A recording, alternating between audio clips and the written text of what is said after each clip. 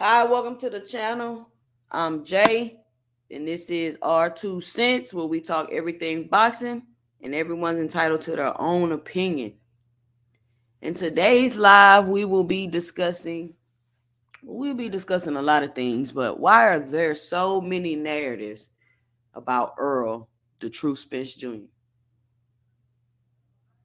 But before we get started, we'll wait for a couple people to pull up, wait for my co-host to pull in, and then we will get started. But I've been searching around the internet. I've been watching a bunch of videos. I mean, we all seen what happened Saturday night. Terrence Bud Crawford put on a masterful performance.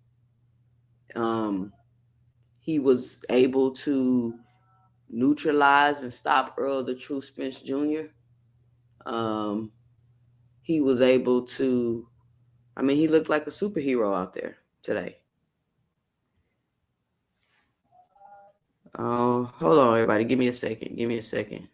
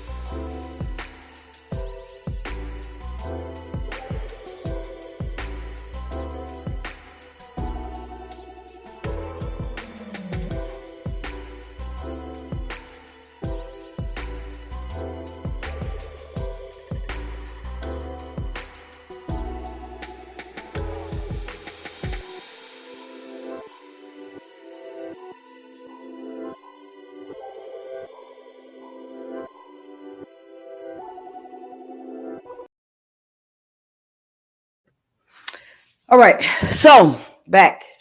But yeah, there's been a lot of narratives going around. A lot of people saying things about what could have possibly been wrong or going on with Errol, the True Spence Jr. And he took to his social media pages and his Instagram, and he basically said, I'm not giving any excuses, and even if I had any, I wouldn't tell you. And I have mixed feelings about that. But if that's how he feels, he doesn't want to give any excuses. But I want to kind of touch on that for a little bit.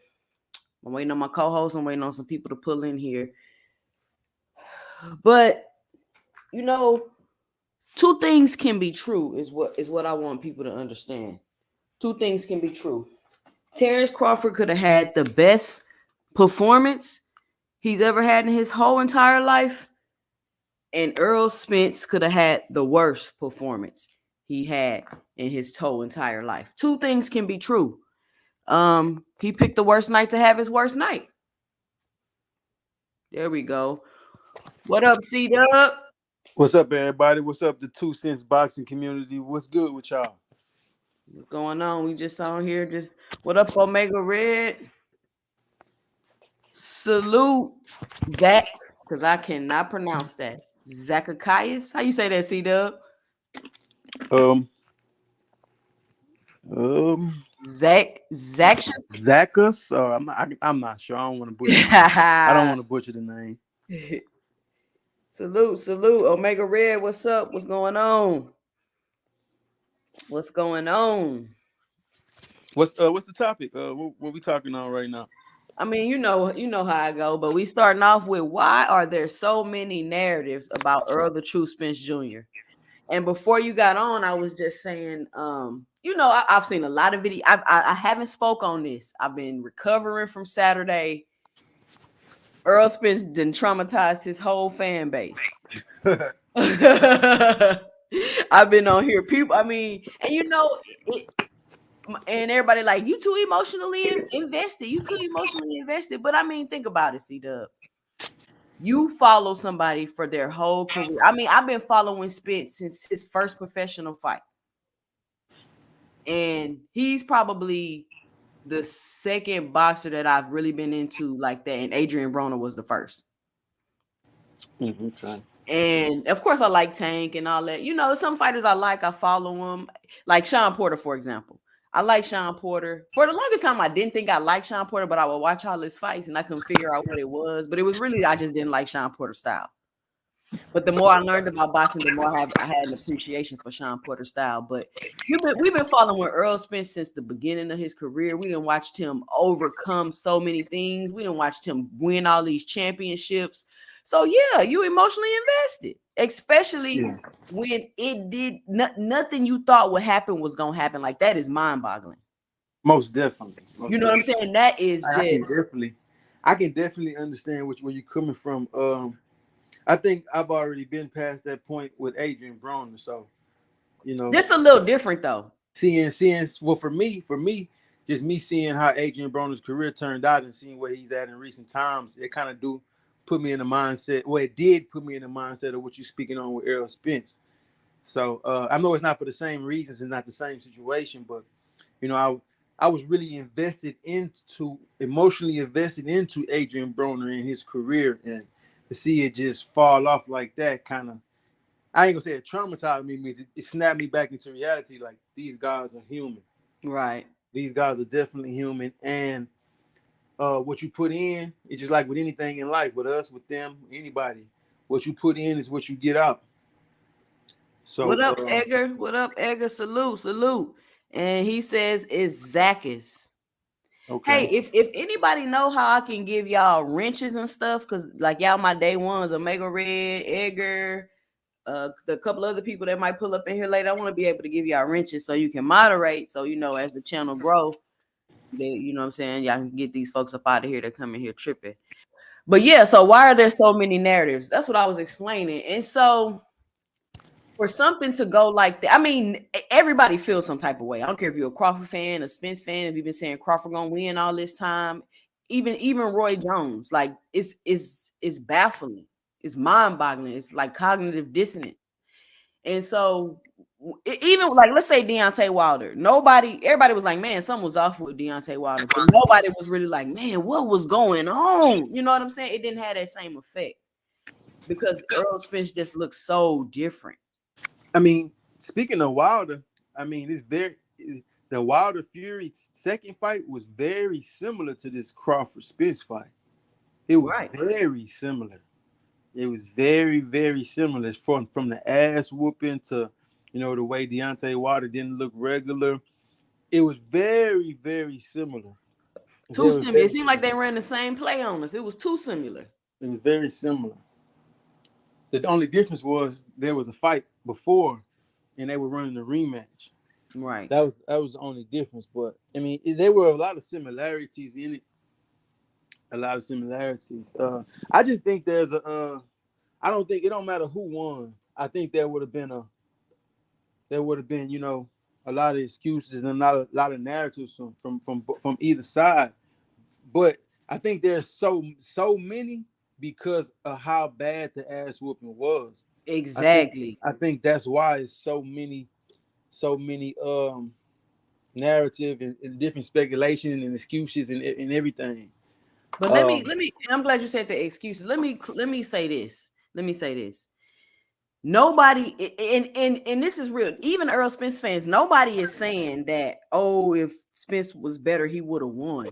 I still don't know if Spence could have won with Crawford fighting like. I don't believe Spence could have won with Crawford fighting like that. But he didn't even put up a fight, and that's what we're struggling with. And so when you try to say that, and the things you observe, people want to be like, no excuses, no excuses. Like they want to try to gaslight you to say nothing and just accept that. When guys, it's just an observation. We're not taking nothing away from Crawford, and I hate you got to say that every time you mention this. But we not saying nothing about Crawford. We trying to figure out what was wrong with Earl Spence. That's it. yeah. There's no excuses. Nobody taking nothing away from Crawford. He Well, I fought mean, great. He looked I, I excellent. I I know it's not intentional to take away from the other fighter that won when a certain fighter didn't look, how we used to seeing them. But that's what's actually going on. Like even in the Fury case, like now if you talked about the gloves, that's something that was a speculation. That's something that you can see clearly on the video. So that's not a speculation. That's something that's a fact. If you're talking about the gloves with Fury. But all the other speculations as far as the spiked water and the costume being too heavy and all those other things, no matter if it's true or not, that's something that we would never know. So it equates to an excuse. And I don't know if you watched that Virgil Hunter interview I sent you yesterday, Yeah, I watched it. I but he, watched it. he spoke on he's like we're in the business of not making excuses because they can't afford to make excuses because you're taking away credit from the other side when you make excuses. But this what I'm saying though. This is why there's so many narratives, and I hear what you're saying about the excuses. We're worried about our favorite athlete, our favorite boxer, and he's not gonna say nothing. So, like you said, he's not gonna make excuses. But as his fans and his fan base, we want to talk and speculate Right. and see what could possibly have been wrong with him. I So feel you. I you feel know you. what I'm saying? Ain't nobody taking nothing away from Crawford. It's not. But This not about Crawford. I think like of course this wouldn't apply to people that just I wouldn't even say casually the people that just don't intently follow a certain boxers or a certain boxer's career. But I think we need to really start listening to the things that they say in interviews because they tell us these things. Uh, in interviews leading up to this fight, you know, they asked Errol what was his motivations for even arriving at this point to having the biggest fight in boxing and everything like that. And he clearly stated it. He also said it Thursday. Oh, it was one of those days leading up into the fight. In another interview, he was like, "I never really said I wanted to be the best fighter in the world. I got in this to make money." That's what he said himself. So now you couple that with the things that the way he was living his life. You couple that with him also saying in other interviews, he was like, we out here getting brain damage. He alluded to these things before the fight.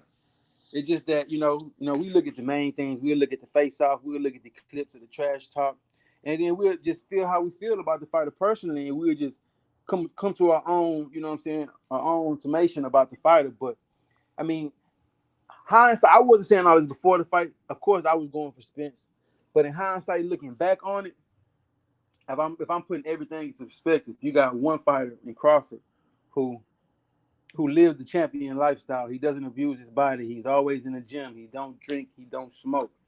He's been about boxing, and he hasn't let anything on outside deter him from being the best boxer he can be. Then you got fighter B and Errol Spence, who's a great fighter, but he's not living that same disciplined lifestyle. He's not, and it's showing outside the ring. It hadn't showed inside the ring, but it's showing outside the ring. We've seen, we watched fights and seen the crew, Adrian Broner, Errol Spence, Tank Davis, they all at the fight, heavily overweight, intoxicated. We've seen this many times. We've seen this many times from these fighters. that type of stuff is like Virgil Hunter said, it's irreversible effects. Like I'm not gonna say I'm taking other fighters over them because like I said, I think Tank the best at 135. I thought Spence was the best at 47. But we got to take into account when they go up against somebody who has been disciplined for a decade plus. We got to take into account that that other fighter may have like certain advantages that we can't see with our naked eye.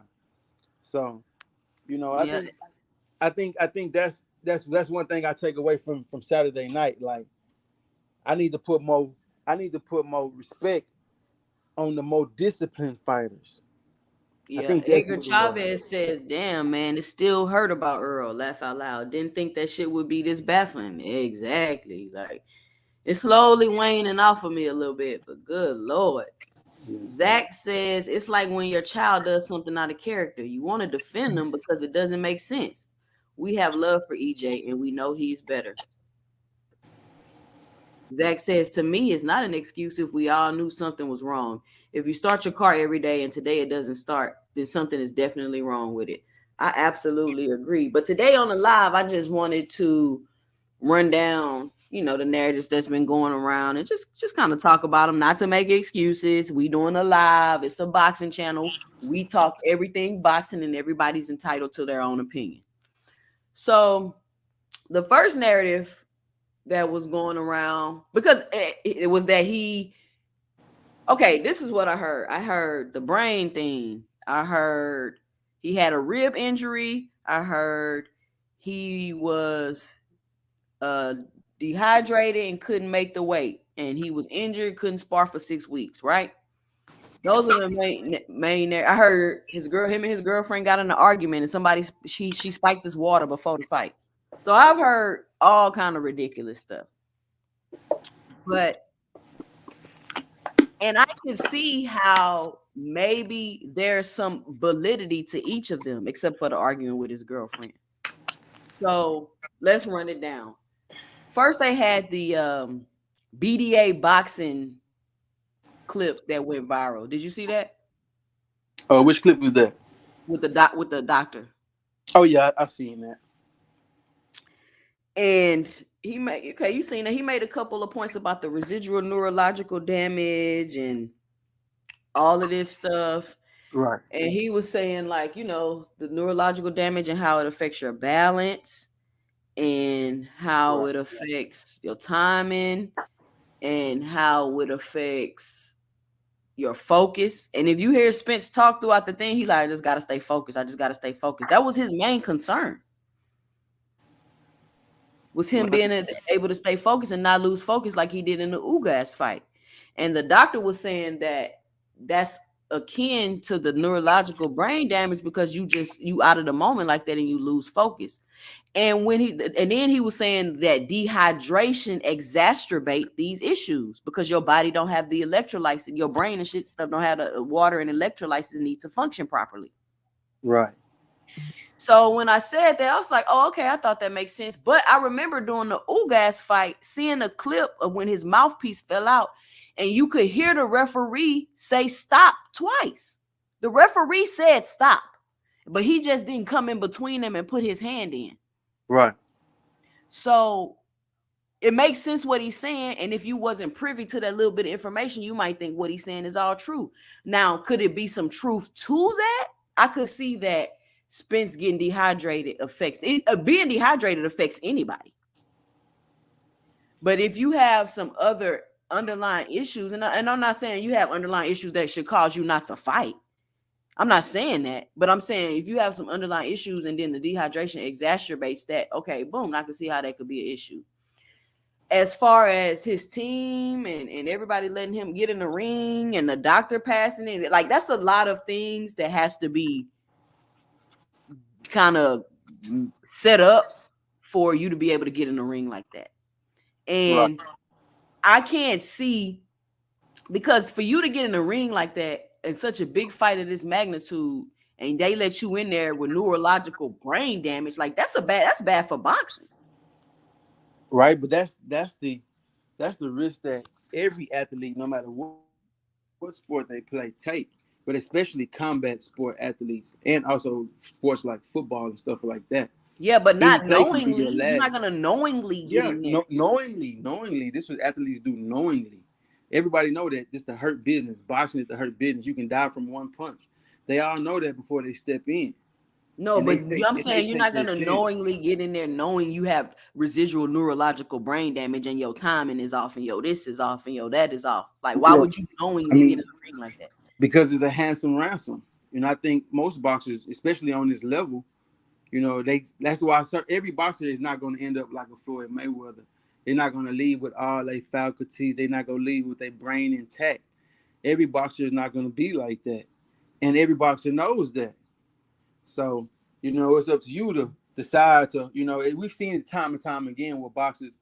They are sheltered themselves, but they still fighting for 5+ more years because they can't. They I ain't gonna say they can't, but it'd be quite difficult for them to go in there and demand 7-8 figure paydays for weeks of work. So it's just one of those things. It's kind of like a give and take. It's actually a sacrifice. They sacrifice for their families. They sacrifice for us fans, and they sacrifice for their own financial gain as well. So it's just one of those things that, regardless if you had a bad accident or some type of outside the ring traumatic experience, you still getting brain trauma from sparring.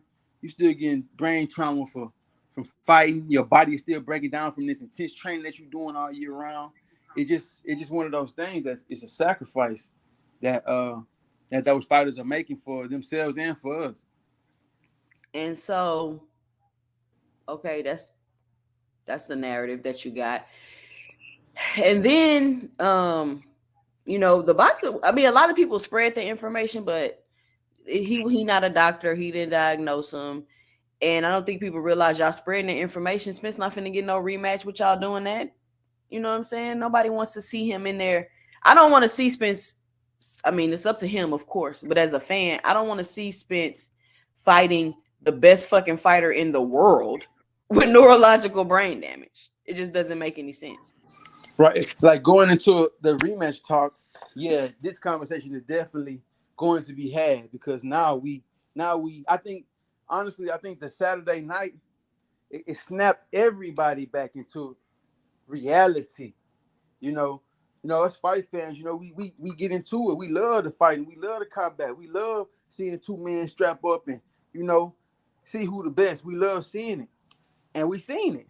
But we also seen, and now we get after the fight when we seen what happened. We also getting snapped in back into reality that these are humans. The traumatic experiences, whether it's through a fight or a wreck or whatever the case may be, it does have an effect on the fighter. Because if you think about it, the narrative before the fight with Errol Spence, from the Ugis fights and the Danny Garcia fights, was that, oh, he became stronger after the wreck. He if a car crash like that can't hurt him, then no man can hurt him. That was one of the biggest narratives when it came to Errol Spence before Saturday night.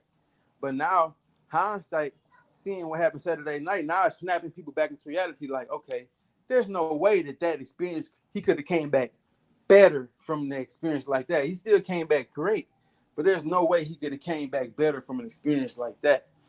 So I think Right. Saturday night just snapping everybody back into reality. Like, okay, yeah. And now everybody thinking about probably the things that we should have thought about before the fight. Now you hear people saying like, okay, you got a disciplined fighter versus an undisciplined fighter. You got this fighter that's been who haven't really been through a lot of war. Terrence Crawford, he get hit a little bit, but he don't really be in wars.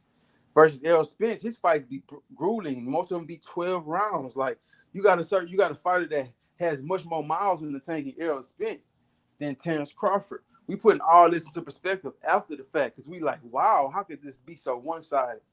It was just, Right. it's just snapping all of us back into reality.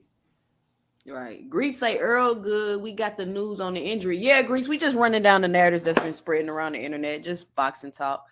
Um. So another narrative was that he had a rib. This sounds a little bit more plausible. He had a rib injury and he couldn't spar for 6 weeks. All he could do was work out. And since he couldn't spar and do certain things, it was hard for him to cut the weight.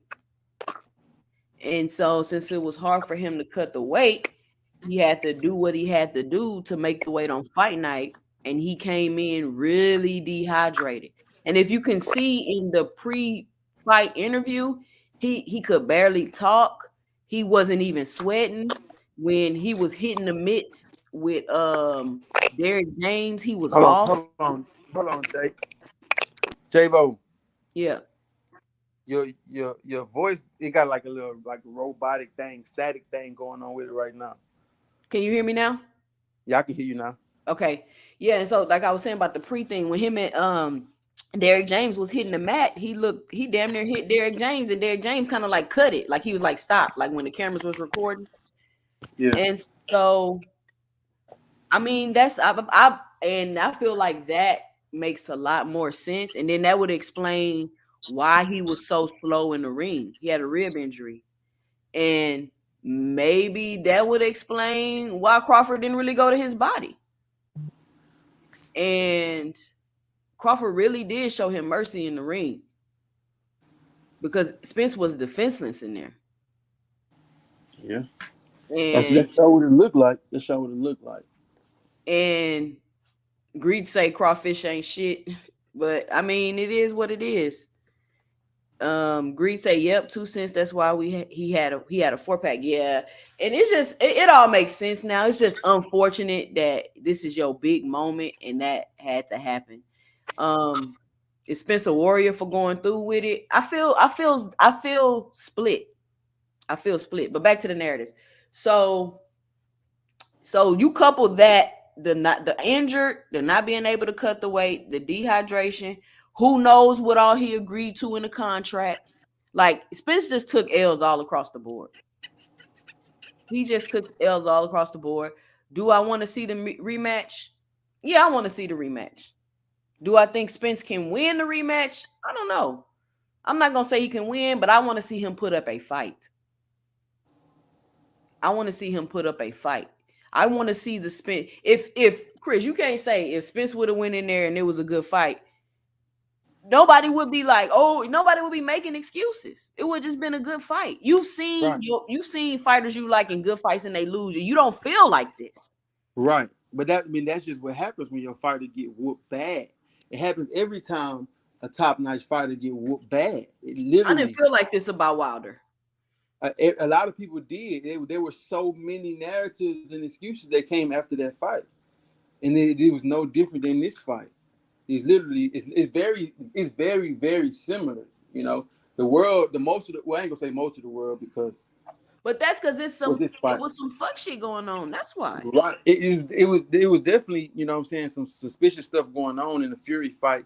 But the only thing that is proven is the glove. That's the only thing that's proven. Everything else is speculation. And no, everything else is proven. Wilder just didn't, because he could have took him to court. It's not proven. It is. That's what I'm trying to tell you. It's proven. But instead of him doing what he was supposed to do with his proof, he decided to scratch all that and just fight him again. It's proven. But when he fought him again, it was the same exact result. So that's just how history is going to.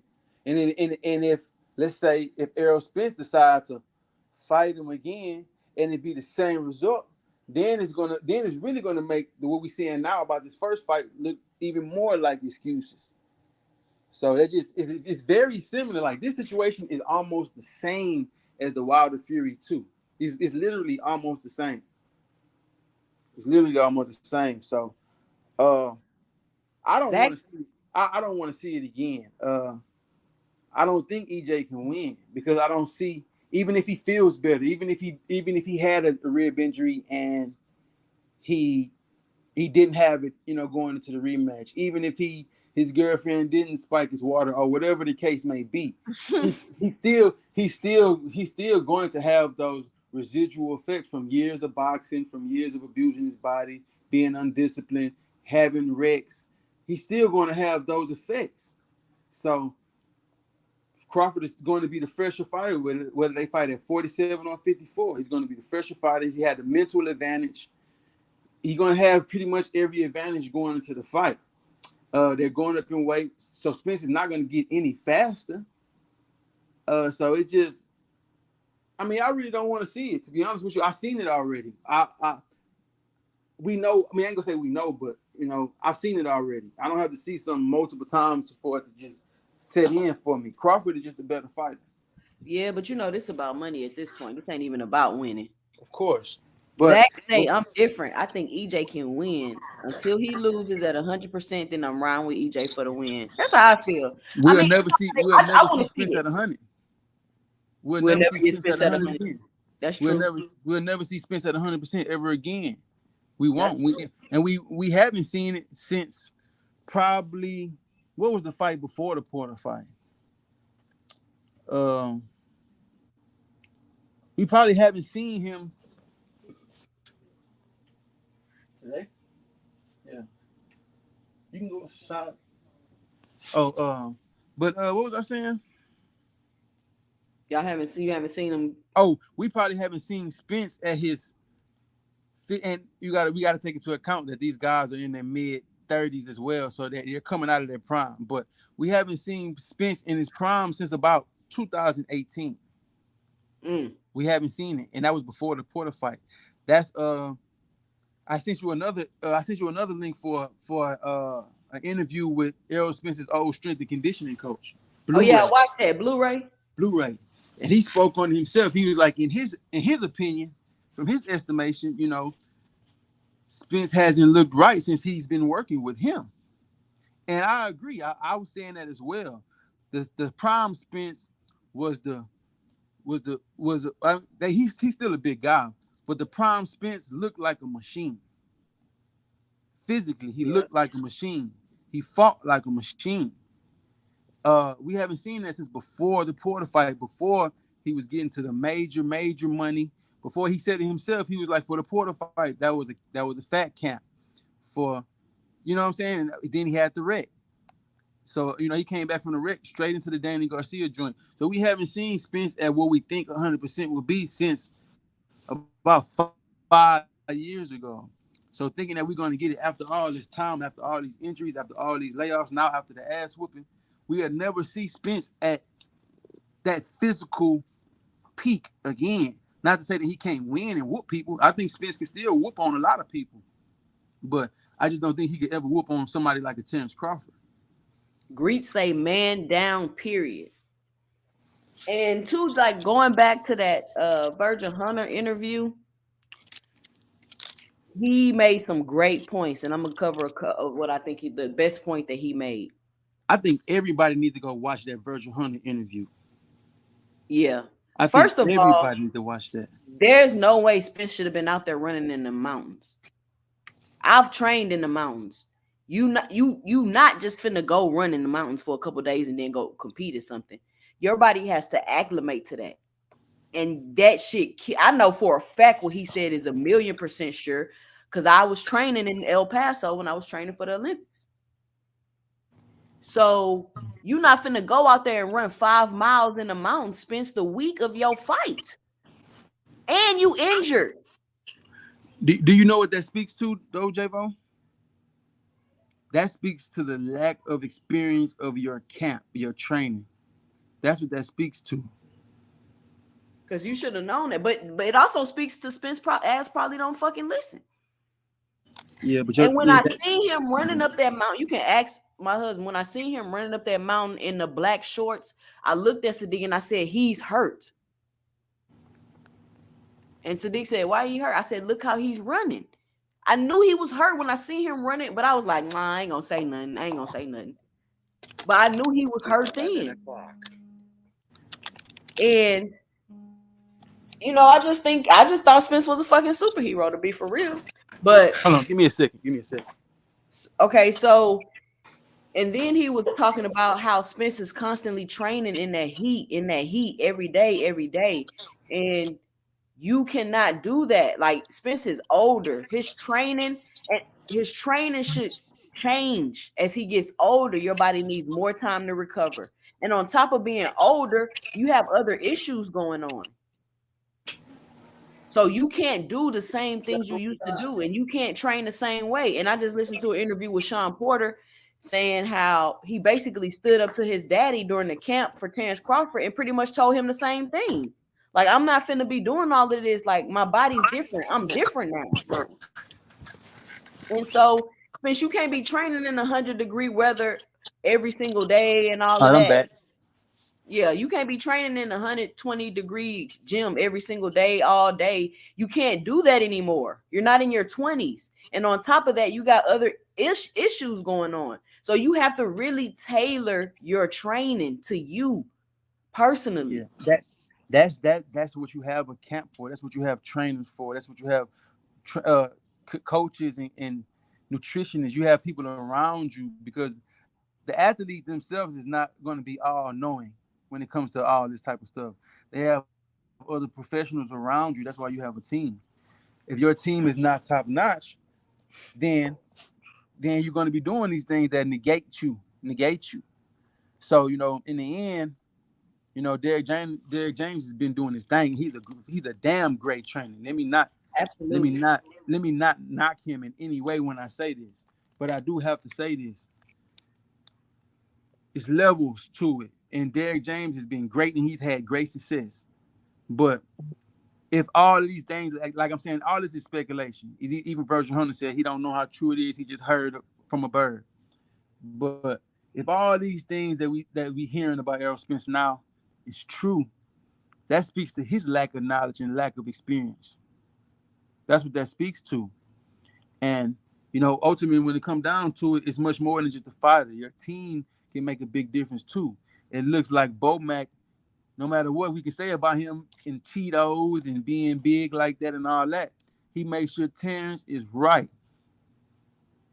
He makes sure Terrence is right. So, it just Hey, is if what y'all it in the is. chat, hit the like button. Hey, if you in the chat, hit the like button. Get the likes up. Now, so that made sense to me. And I don't know, man, that grit grind, like, listen, that doesn't necessarily work. And with all the technology we know and everything we know, you can train smarter, you can train more efficiently, and you can train harder, and you can do it in less time. Just like he was saying, I don't need to Right. be, there's no reason for Spence to be in the gym 4 or 5 hours. Right. But if he's You're been at the doing peak it of your all career. You fine tuning. You working on little things. Like, there's no need for you to be in there gritting and grinding like that. Not like that. Like, you gotta change you're your right. regimen. You're right. But if he's been doing it his whole career and it's been working for him their whole career and they don't know any better, they're not just gonna change as soon as the Crawford fight come up. Now going through this experience and hearing these different opinions from other people, from outside people, it may take heed to some of these suggestions that they're getting from everybody. They may take heed to that, but they wasn't just going to automatically just switch up for Terrence Crawford. They're going to do what they've been doing and got them to this point.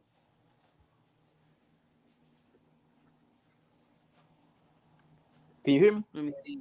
Yeah, I'm trying to read some comments. Zach say, well, Bud is going to have to just prove me wrong. I've been watching boxing for 40 years and I've seen fighters beat each other. Who am I to say what EJ can do when I watched him do so much? Yeah, that's true. I want to see it. I mean, Terrence Crawford just I want looked to see like, it too. I just and don't maybe, want to see it right away. yeah, give him some time. But shit, how Yeah, I much don't. time? And then Earl ain't take no tune up. It's just everything was stacked against him in this fight. He prided himself in not taking tune-up fight. All these things that made Spence look so great. Also, it seems to be his downfall as well. Yeah. He said it himself, I'm not a tune-up type of guy. I'm going straight into championship fights. I'm that guy. And he's been saying stuff like this. As we see now, on looking hindsight is always 2020. These type of things aren't helping you. Like I said this before the fight Saturday. Yeah, we talk bad about Bud not taking a Spence fight in November and then going to fight Avanesian in December. But that was a smart move, not only from a financial aspect of picking up a bag, but to stay fresh. He stayed fresh and stayed active. Meanwhile, Spence was out for another year plus layoff. This was his second year plus layoff in the last 3 years. And I'm gonna say this as a fan, I rock with it. I mean, he ain't like we saying Spence ain't even he dying on his sword. Yeah, The he boy going say out if on the I had field. excuses, I wouldn't even give y'all one. Like I made these like that's I can truly, even though Spence does some dumb shit, I can appreciate his accountability. Yeah, that's a warrior's mentality. That's rare. That's the mentality that you're supposed to have. No excuses, because when you give them, you taking away credit from you and your opponent. But I'm There's not. no I'm just excuses. worried about Spence as a fan, as a fighter. Not this ain't got nothing to do with the fight. Yeah, Is what I'm saying. I Said would say for the rematch. I know, you know what I'm saying. I ain't gonna say I know, but you know, if they were to rematch, I think they would go into it immediately. But I would say, you know, they both said themselves that they're moving up to 54. So we know they both moving up to 54. But I would rather see Crawford, you know, go straight into a title fight because of course the undisputed gonna get the title shot right away. But I would love to see Spence kind of start off like, you know, he can start off with ranked opponents, but he don't need to start off jumping up to the fighting the number 2, number 3 guys. Let's see Spence versus, you know, number 9. Let's see Spence versus number you go 10. fight Tim Let, Zoo. let's see. Tim Zoo is a number 1. This is what I'm trying to speak on. If you think that Crawford was too strong, Tim Zoo is way bigger and way stronger than Terrence Crawford. So I'm not saying he's a better fighter than Terrence Crawford, but as far as strength and punching power and that is concerned, and also being a much bigger man, Tim Zoo is a big guy. So that wouldn't, to me, that just wouldn't be smart. You know what I'm saying? I think that they should put him in there with, you know, not a no name, but somebody who's lower in the top 10. And let him just see how he look. Okay, if he look good versus number 10, number 9, okay, cool. Let's jump up to number 4, number 5. You know, Boom. Spence not doing that. Spence not even gonna do that. That's a tune Well, up. well, I mean, if we worried about if we sitting up here talking about Spence and his health and his career, what's best for him. That's literally what's best for him. Because if he go in there and get blew out by Crawford again, that is the end of his career. That's I the think. end. That's the end. There is no more Errol Spence if he go in there and get blew out like this again. It's the end. Well, Greek say Earl gonna do crawfish the same way he got did. Bet that. You Zach don't say know. agreed. 100. Show me. Oh, that was Greeks. DJ told EJ, don't worry about it. We have a rematch. I don't think he wanted to let everyone down after such a long wait for the fight. He said multiple times this was for the fans. Earl got to come out and admit the truth and stop all this speculation. He's not. I mean, He's not gonna do he not, and that's why I it. say He's I not feel gonna do sorry it. about it. Like I feel like he don't need to do that, and then I feel like you owe me that. You know what I'm saying? But I get it. He's not gonna do it. It's gonna always be speculation. It's gonna always be speculation. He's not gonna do it.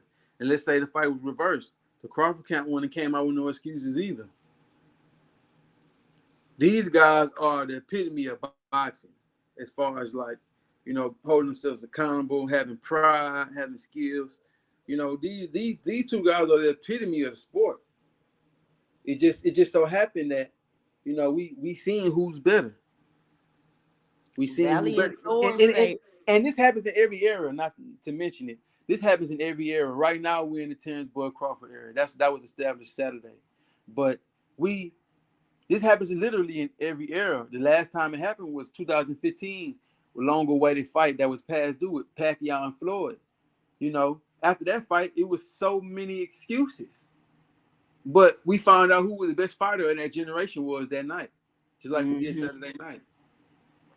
Valley and Thor say Earl's about to level up with Neuralink implant, boosting his boxing IQ to the stratosphere and landing him a Tesla sponsorship. Get ready for the ultimate comeback plan. Hey, you know that sounds like something I would say.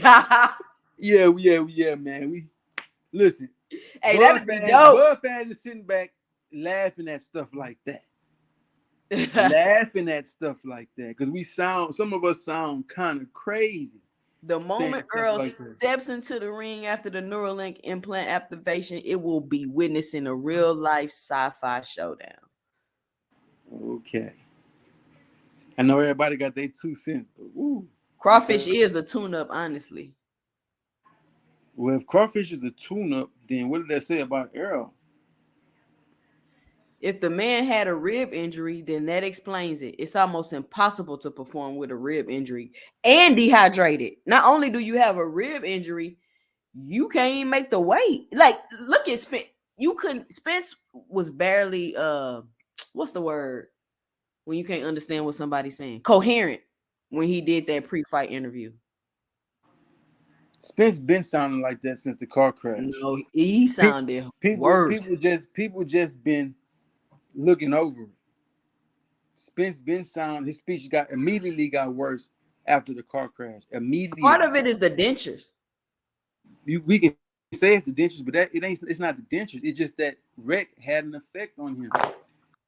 It had an effect on him. Yeah, he came back, but it had a major effect on him. Like we have to accept that part of it at least. If we can't Fasten your accept, seat belts because this is just not just a comeback. It's a mind blowing, jaw dropping, edge of your seat experience you won't want to miss. I mean, I think Showtime need to hire you because you I'm telling you, this sounds great, and you might be able to, with that type of talk, you definitely get people engaged for sure. I could do a video, but then they'll flame me in the boxing community. I'm a real fan. Somebody said Have that, a or you blessed and saying that? productive day. Huh? Somebody had commented that, or you No, that's you I'm saying? saying that. Oh, Spence gonna get a Tesla implant. I mean a Neuralink implant. yeah, that's gonna probably gonna viral. You might want to make a video like that. Hell no. Nah. Grease say I want a rematch. We not soft. You might yeah. It's not about being soft. It's about being smart, especially at this point. Being stubborn and hard headed. Look, we didn't fail and bumped our head. Okay, now it's time to learn a lesson. We touched the stove and we realize it's hot now. Let's not do it again. We got to be smart. And I'm pretty sure, I would hope that, somebody around Errol Spence and his team can be smart as well. Yeah, I want to go back to what Zach said. Yeah, man. If you go back, Zach, I don't know if you've seen this video of him running up that hill with those black shorts on. You can tell he was injured. He was limping. You can tell he was injured. But I was thinking maybe he had a slight injury that day or something, and he trying to run through it. But he had no business running in the mountains like that. No business. Yeah. Um, and I don't know I don't know, like, and this is my thing about boxing. These world renowned trainers and stuff like that. Like, how do you not know stuff like the older you get, the more time your body needs to recover? How do They you just how they do you just used to doing their own thing. They used to doing their own thing and having their own way. So but they you all can't do get the same things with everybody, bro. look, they've been doing this for so long and they continue doing it going into Saturday night. Now hindsight is always 2020, but this just shows the lack of, knowledge about certain things when it comes from to Derrick James. No matter, he's still a great trainer. Errol is still a great fighter. I don't want that to be anything I'm saying to be mistaken.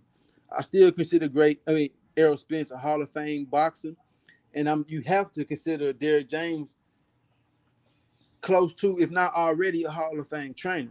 You have to put that's can't take that away from them guys for sure. But this just showing the levels of knowledge and boxing prowess Saturday night. It's exposing certain things about Errol and his camp. It exposed a lot of things about Errol and his camp because now we're going back and speculating. If something is not talked about before a fight, if something is not known before a fight, when you speak on it after a fight, it just looks bad. Especially if it didn't occur in the fight. Like, let's say his ribs would have got broke in the fight, then that's one thing. Or if his hand would have got broke in the fight, that'd be one thing. But everything that we speculate now goes back to years before the fight now. But before the fight, we wasn't saying none of this stuff. And Zach say, nah, Spence looked like the Walking Dead. Something was wrong. If EJ wants the rematch, then we want the rematch. I respect your opinion, but it's your opinion. I'm with Of Champ. course.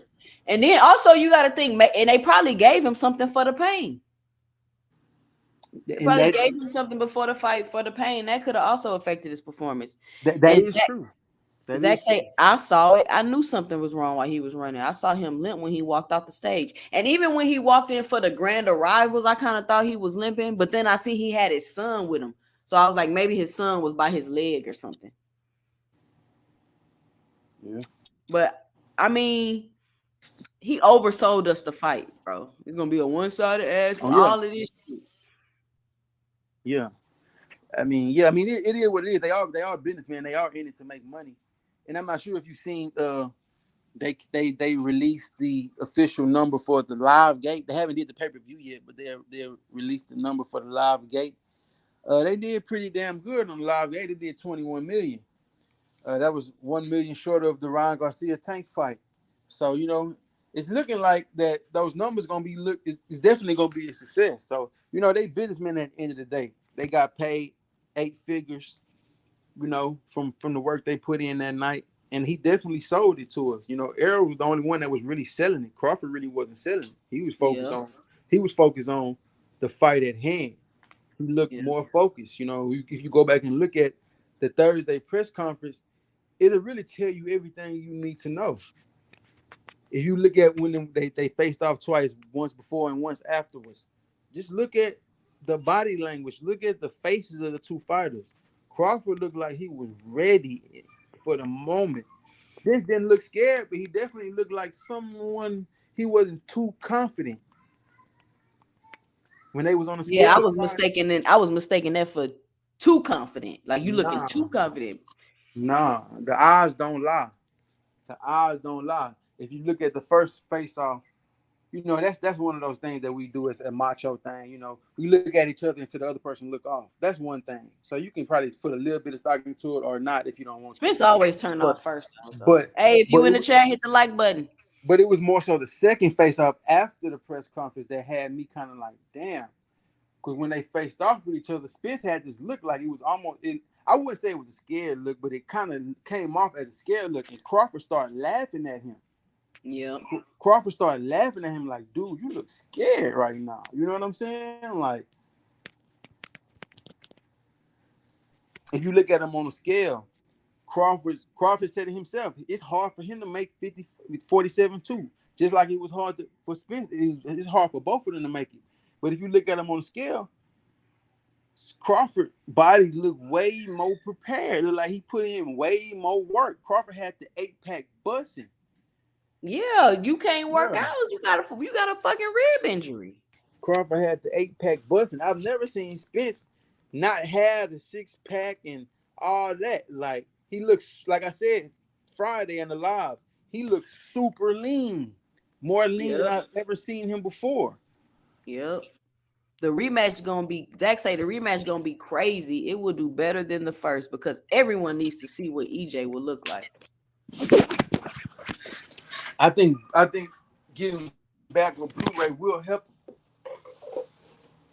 Blu-ray spoke on knowing Errol Spence's body better than he feel like he know Errol Spence's body better than himself or anybody around Errol Spence. I'm sure because he's tailoring things to him. I That's a think he, real trainer. That's a real trainer. that's a real quick coach. He's a strength and conditioning coach. But I think he needs to get back with him. Errol Spence was the Terminator thing that we spoke on Errol Spence about.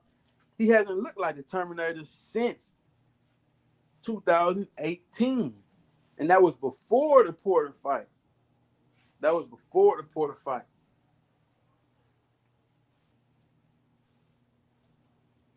Degree say stop, cut that out, dude. Is this a crawfish fan channel? No, man. Everybody entitled to their own opinion on here.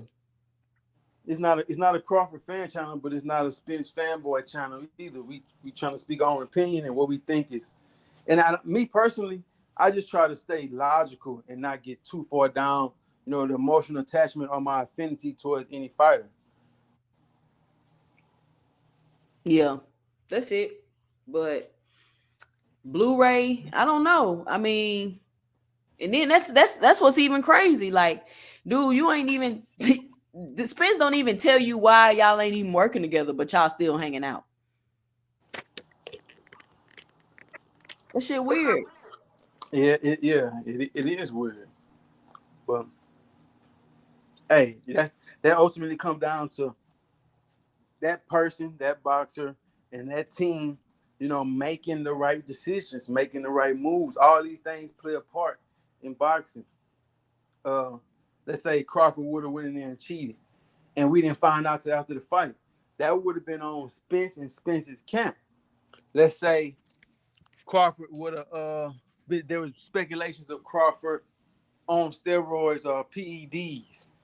That would have been on Spence and his camp for not implementing VADA testing Oh, that's for. another thing. They said there was no VADA testing. But that's what I'm saying. That's why I just spoke on it. Let's just say Crawford was speculated to be on some PED. That'd be on Spence and his camp for not implementing that in the contract. So it ultimately come down, no matter what happened, it come down to you and the decisions that you make.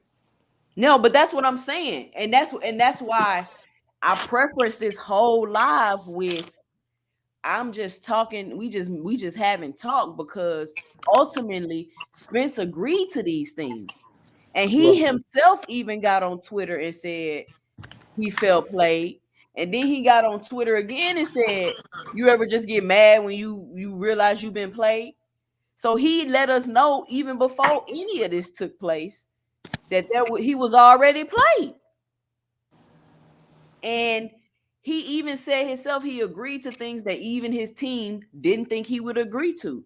And all this time, I'm thinking that's money. But now hindsight, I'm like, man, he probably agreed to no drug test. He probably, you know what I'm saying? He probably agreed to the fuck shit for 30 to make whatever they finna make 40, 50 million. And Yeah, that's boxing, right? yeah. That's boxing, but that's also up to you. Like,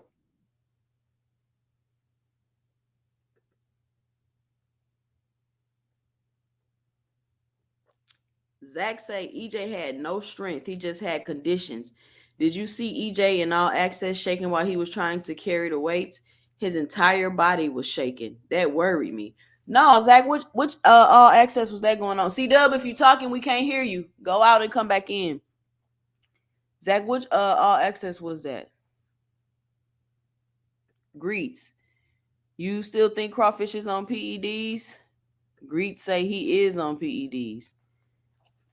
I mean, it is what it is, but I mean, Grease, he looked amazing. Like it's like, come on, man. Like you never ever looked like that, you know. And then all of a sudden you look like that. But hey, they said they work hard. We seen him in Colorado. He just did everything right. He did everything right. He fought the perfect fight. He was the perfect fighter that night. And Spence was the worst he's ever been. He's fought the worst fight he's ever fought. He was the worst fighter that night. And that's not taking anything away from anybody. That's just what the observation is. All 1.2 million, however many people ordered the pay-per-view seen that. All them people at the fight seen that. Everybody can tell you that was not Errol True Spence Jr. It's not that Crawford made him look like that.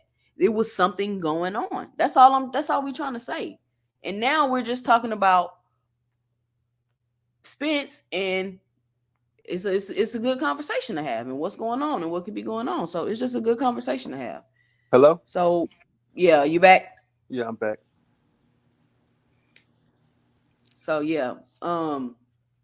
Just off topic real quick. You see Clarissa called out Thurman? Yeah, I seen that foolishness. I I don't know seen why that people so in foolishness. the uproar. Y'all know she not finna fight no damn Keith Thurman. I seen the foolishness. I seen the foolishness. And But this she just trying to market herself. It's this this boxing. this is this is history repeating itself. This is history repeating, and it always does. I think it's very unfortunate that the women boxers, the women boxers in particular, um,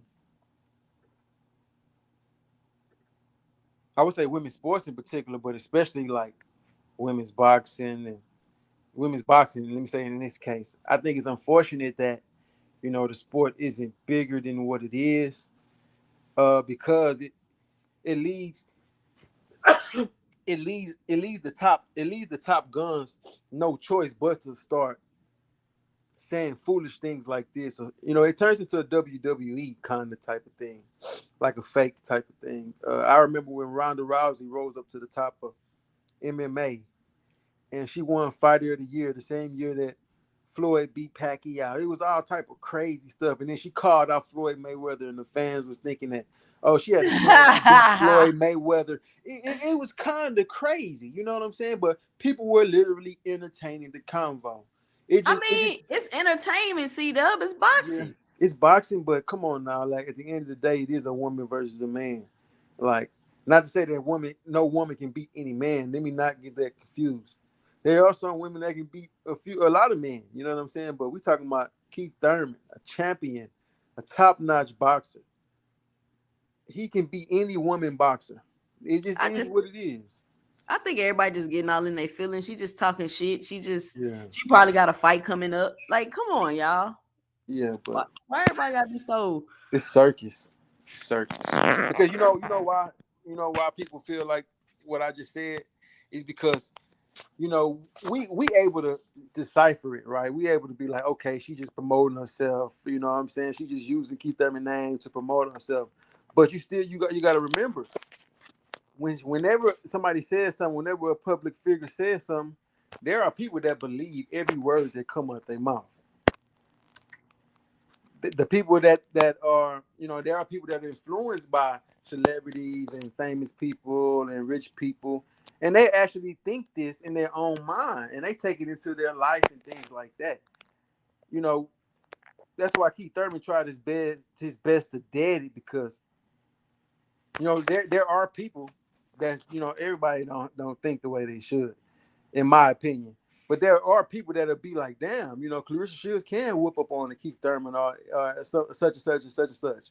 And then they take it into their own personal lives. And, it's just one of those things that we don't need to see. Like, we don't need to see it. And the conversation really is just kind of foolish, for real. It's, come on, Clarissa versus Keith Thurman. Like, come on now. it's just all fun, man. Relax. But yeah, I mean, it's for people making videos about it. But I mean, hey, Yeah. you got the people talking about it. Yeah. Yeah. What female boxer she gonna call out and get this type of attention? Right. And that's what I mean. That's why I feel. That's why I feel the way I feel about it, because I don't. I think it's very unfortunate that a fighter of Clarissa Shields' magnitude, she can't even really elevate herself beyond where she's at in her sport, because there's no more smoke left. I The think it's. generational talent. I think that's just unfortunate. It's just that the talent pool is just so limited. I just think it's very unfortunate the way she's had to go outside the sport and fight in the cage. She's having to call out men boxers. I think it's very unfortunate. Like, it's not the case for men. Men can continuously challenge themselves until they get whooped on. Clarissa Shields don't even have that opportunity. She's already standing at the mountaintop by herself, and can't nobody even reach her, because there's no smoke, and it don't look like it's no smoke on the way. Like, she don't see nothing. She out there by herself, just on top of the mountain, just like looking around, like trying to pick at the animals type shit. You know what I'm saying? So I just think it's very unfortunate that women's boxing couldn't rise up, especially at 2023. These not the Layla Ali days. Now, I thought it would have raised much higher than what it is today. It is raised much higher. She's just low levels and levels of, like, she's the pioneer. Unfortunately, you feel what I'm saying? Yeah, but And it's she coming hasn't up. even had a competitive fight. She probably will never have a competitive fight. And that's what I mean. Like if you've never seen somebody go through adversity, you have to question. You have to question it. It's just like we were saying about Terrence Crawford before he fought But it's Spence. We were not. It's saying, not that I'm not going through adversity because I'm possibly ducking it. I'm not going through adversity no, because it ain't none. that's what I'm saying. I'm not saying she ducking. I know she not ducking. I know she'll jump in there with any woman ever. I know she would, and she probably would whoop any woman ever. I have no doubt about that in my mind. But what I'm saying is, Clarissa she has less than 20 fights, and she's accomplished more than any woman could have ever thought of. That just lets you know that there is not enough competition around in the sport, period. There's not a lot of competition around in the sport, period. Yeah. She needs to stop the feminist crap and fight Green. I don't like Shields anymore. She acting goofy. I mean, I think she just I think when they get to this level, they gotta go to the fantasy WWE route. They gotta go this route because they still want to earn and they want to make their money. They want to get more notoriety. Nobody wants to get to a point, especially while they're still in their prime, to where it gets to a plateau and it just stops. I mean, she could retire today being the greatest woman boxer of all time, but that's not gonna help her bank account. Exactly. That's why she So went to MMA. yeah, it's not gonna help her bank account. So you know, it's just one of those things. It's just unfortunate. It's just very unfortunate that Clarissa Shields and any woman in any of the sport that's like this, they have to they when they especially when they establish themselves as the top. There's literally no competition on the way. There's no competition on the way. Meanwhile, in men's boxing, Terrence Crawford is considered the best guy now. But now, but right away, there's other names popping up. Well, he should fight this guy. He should fight Charlo. He should fight Boots. It's going to forever be smoke for him or for anybody at the top of the male sport. But at the women's sport, they get up there and they just kind of be standing alone and just they end up retiring that way. Yep. Well, we'll see. I need to look up this Shardasa Green. I keep hearing people talk about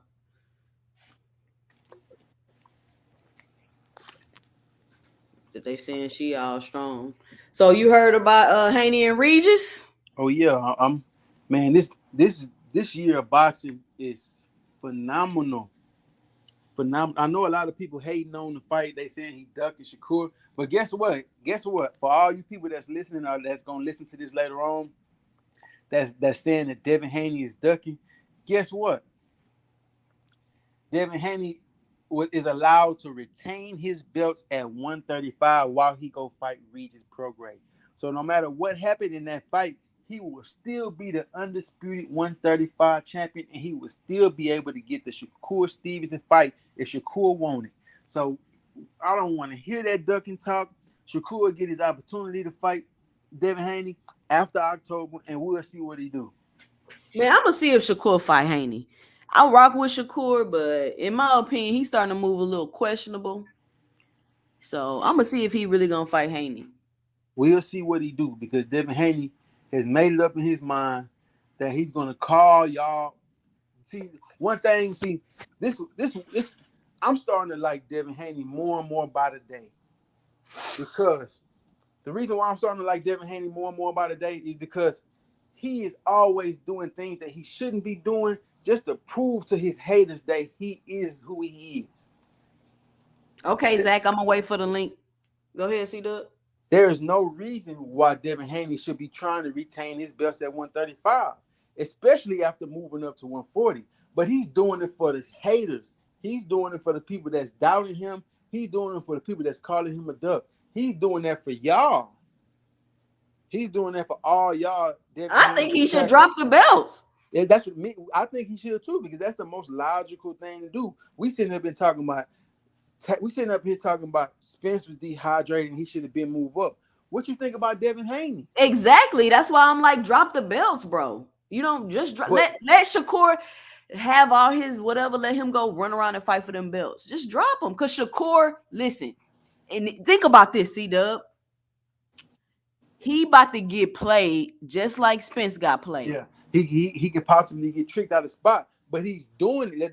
That's what I'm saying. Why I like Devin Haney so much, and I don't think he should. Just like I didn't think that he should That's the accept. same thing with Spence.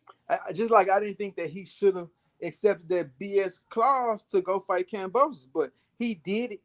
He did it and sacrificed for a reason. Him sticking at 135 and petitioning to keep all them belts at 135, he's sacrificing things for y'all haters. He's sacrificing things for y'all haters that speak ill on him. Shakur is going to have another opportunity to fight this guy. If Shakur's next fight, not his very next fight, because he'll probably fight somebody before the year over with, I'm sure. But if his fight after that ain't Shakur Stevenson, look, man, how long do y'all think Devin Haney should stick around when you already know he's outgrown the weight? You already know this. We already know this. That's a known thing. He's doing it for y'all haters. He's trying to prove you haters wrong. He trying to beat it into your mind that he is who he think he is, and I have nothing but respect for it. It's the same stupid shit Spence did, C-Dub. Yeah, And Terrence Crawford, Shakur, they all in the same camp. They running the same play. right. But it's up to you to not fall for it. Did Shakur not just duck a fight with Haney? I mean, And I then can't say he ducked, I'm not but gonna say duck, but you get what I'm saying. yeah, I can't say he ducked. But he could have had the fight before he locked down the Regis fight. He could have had that fight if he just accepted the terms. But hey, it is what it is.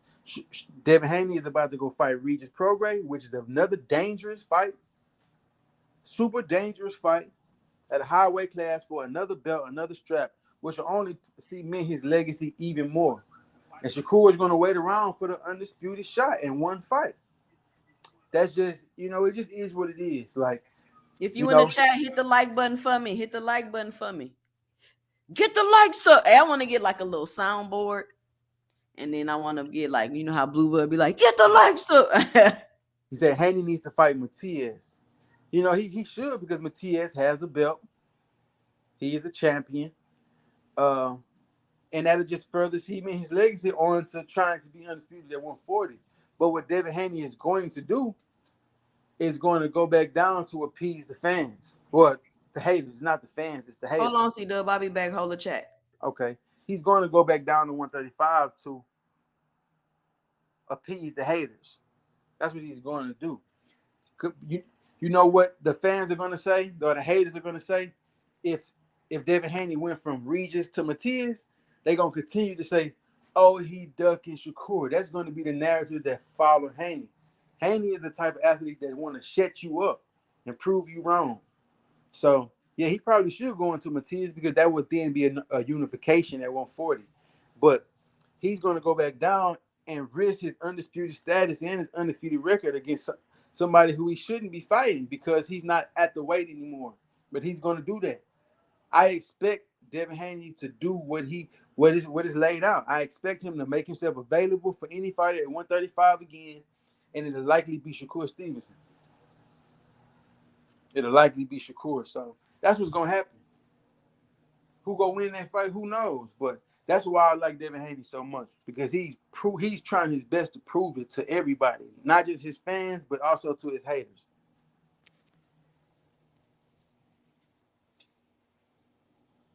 No Matias or Russell, no Regis is washed.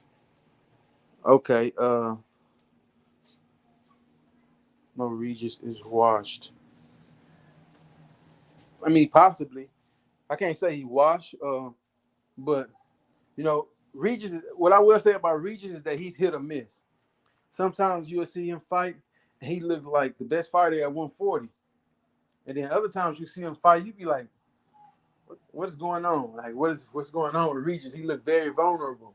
So I would say he's very inconsistent. But in a fight like that, and that's a great matchup. You got a puncher boxer versus a boxer. You got somebody with great power in Regis, and you got somebody who pretty much has very little power in Devin Haney. That's a great matchup for Devin Haney. That's a great matchup for the both of them. Very good stylistic matchup. It should be very interesting when they fight, and I'm definitely looking forward to that fight as well. Who y'all got in that fight? Haney or Regis Prograis? Comment down below.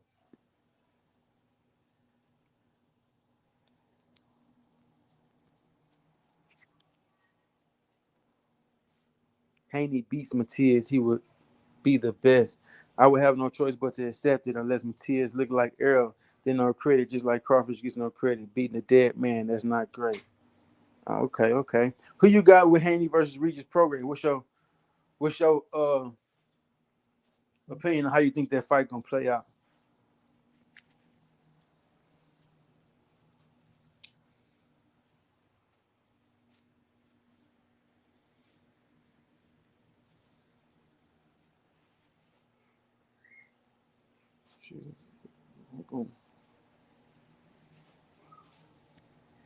Hold on, give me a second, y'all.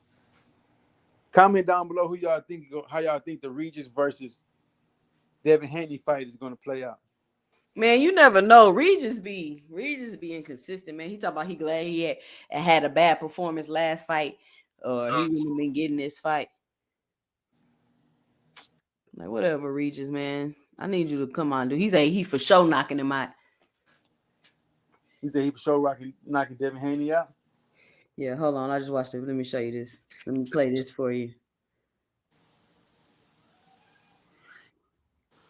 But who you got? I got Reach. I mean, not Reach. I got Haney. I think he gonna have to box his ass off. But I got Haney. But if he get caught,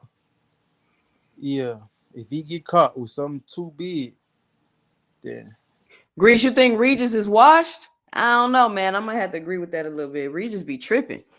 Well, how old is Regis? I'm not sure how old he is. I think he said that he came up with the Charlo, so he may be in his early. He definitely older than Haney. Let me look it up. Well, let me not look it up because it'll act funny if I leave out of here. But hold on, look on my other phone. You might know how old I'm finna look it up on my other phone real Grease quick. say he 34. Oh Really? yeah, he's the same age as the Charlos and all them. He came up with all them. So yeah, he had that stage of his career where he got to get it now or he'll never get it. So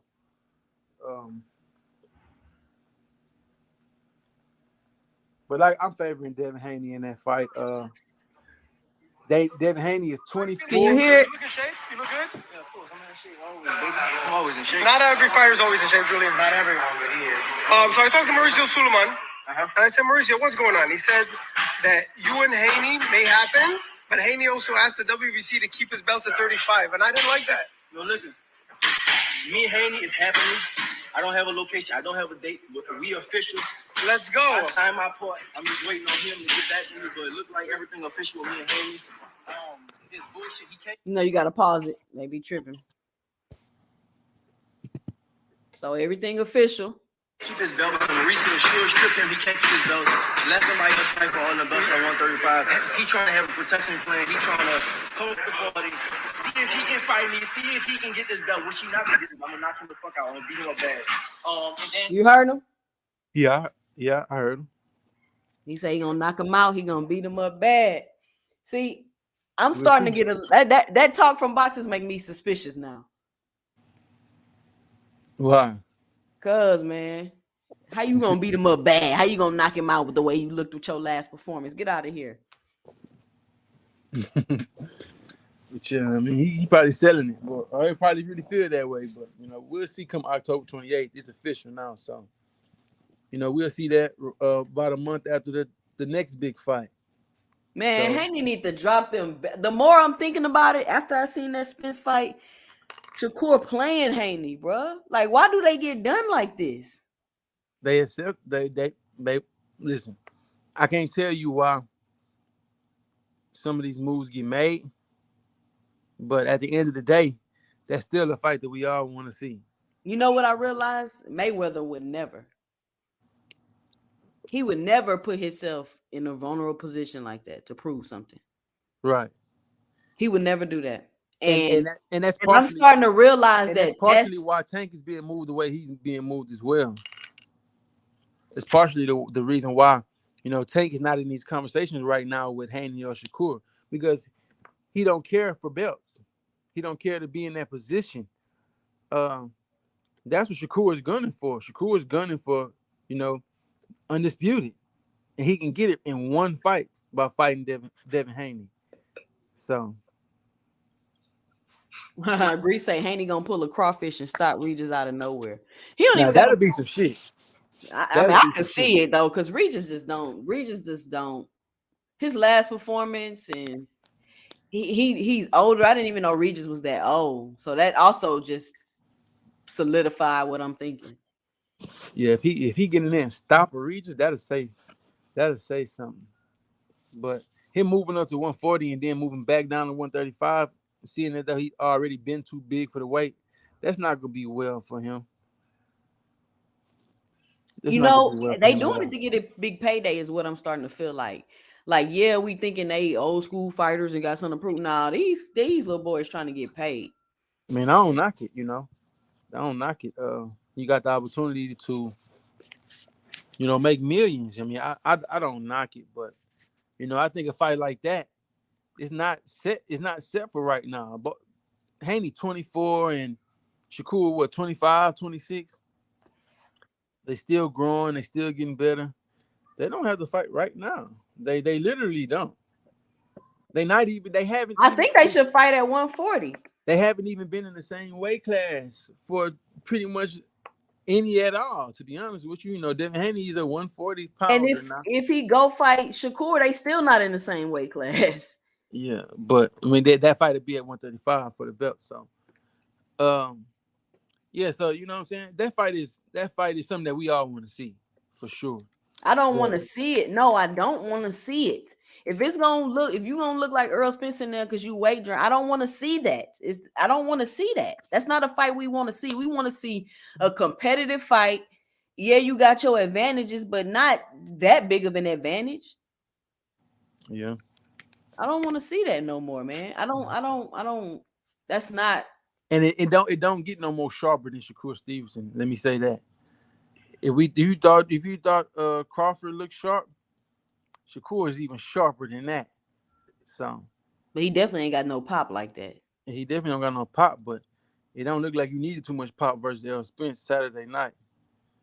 He wasn't getting hit with no major big punches. He was getting knocked down with jabs. So when you sharp and somebody not, you don't need big power. But I don't expect Haney to look anywhere near Errol Spence this Saturday night. Haney is a disciplined fighter. Um, Regardless of what happens in any of his fights, whether he win or lose, I just don't see him getting whooped on that bad by anybody. Probably besides probably a Tank or something like that. But I don't see him getting whooped bad like that by nobody. Nobody else outside of a Tank. I agree. Say Haney hits harder than Earl right now. Earl need to get back for sure, for sure. So I'm excited. So we got that coming up, man. I hope Charlo ain't making the same mistakes. I hope they like, Look, man. I was talking to Cam yesterday, and we was trying to put everything into perspective, but I don't think a lot of people realize that Crawford has the ability to cement himself as the greatest boxer of all time or in the conversation. As crazy as it sounds, he has the opportunity right in front of him to cement himself in the conversation as the greatest boxer ever. Yeah, bro, but it's so because questionable. right, but that's the thing is they always question all of them. They question Floyd Mayweather. They question all of them. But this is why. Because he just beat Errol Spence for the 2-time undisputed. And it's very possible that in his next fight or two, he could be fighting Jermell Charlo for another undisputed title. And let's just hypothetically speaking, he beats Jermell Charlo. He's already done what no male has ever done, is being 2-time undisputed.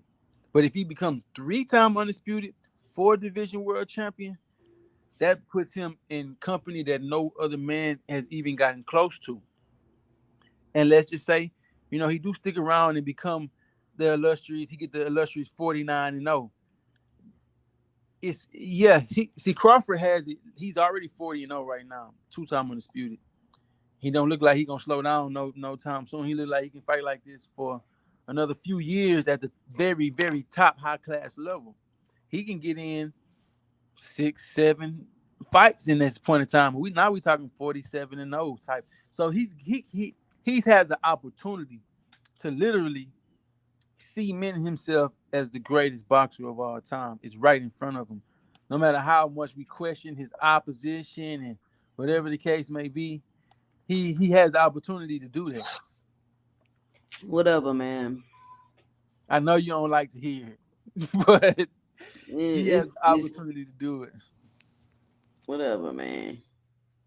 I mean, I feel like I want to go back and look at some of Floyd fights and see what his opponents look like. What they say, what the haters say about Floyd, who I think is the best boxer of all time. What the haters say about Floyd is that he fought fighters. You can't deny he beat more world champions than anybody. But what they say, what they knock him for is they say he didn't fight those fighters when they were at their best. That's what he says. That's what they say about Oh, him. so that's the same thing Crawford doing then. Right. So it's saying it's always going to be a naysayers when it comes down to, greatest of all time talking, conversation. So that if he, let's say he does become 3-time undisputed, he gets 50-0, 51-0, there's going to be a lot of people that will probably place him above Mayweather because of the accomplishments on top of that. But there's always going to be naysayers like, I guarantee you, he's regardless. not fighting Charlo at his best. He's not gonna fight Charlo at his best. When he fight Charlo, it's gonna be he got a bad fight with Canelo. It's gonna be some fuck shit. I guarantee you. Right, but that would be on Charlo. That won't be on Canelo. I mean, that'll be on Charlo, not on Crawford, because I'm just saying Crawford though. been calling him out since before he agreed to fight Canelo. He's already laid it out. He said, "I want to fight Spence, then I want to fight Charlo." He laid it out before Charlo agreed. Now boxers have to. I ain't gonna say they have to, because I can't say. To be honest with you, if I was in Jermell Charlo's position and I had the opportunity to fight the biggest name in all of boxing and make 8 figures and all that, I mean, I think it'll be too hard for me to turn down, to be honest with you. But that was I'm pretty sure Charlo was probably thinking about it now, but it's too late. He was expecting Errol Spence to win, so it wouldn't even been a conversation if Errol Spence would have beat Terrence Crawford. We wouldn't be talking about Charlo Crawford. But Crawford won. So not everybody talking about it. He even called Charlo out in the ring when he knocked Errol Spence down. He told him, "You next." It's like it's set up for him. So it's almost like no matter what we like, we see it in other sports. It's like, you see the Cinderella stories in team sports. A team ended up in a championship. They was the last seed and they ended up winning the whole thing. And it would just seem like it was just meant to be. No matter what happened, everything went in their way. That's what it's looking like it's happening for Terrence Crawford's career. Everything is lining up for him to be the greatest boxer, or in the conversation for the greatest boxer of Yeah, all because time. he associated with the Italian mob. See, now that's speculation now. No, That's man. speculation Out of now. here.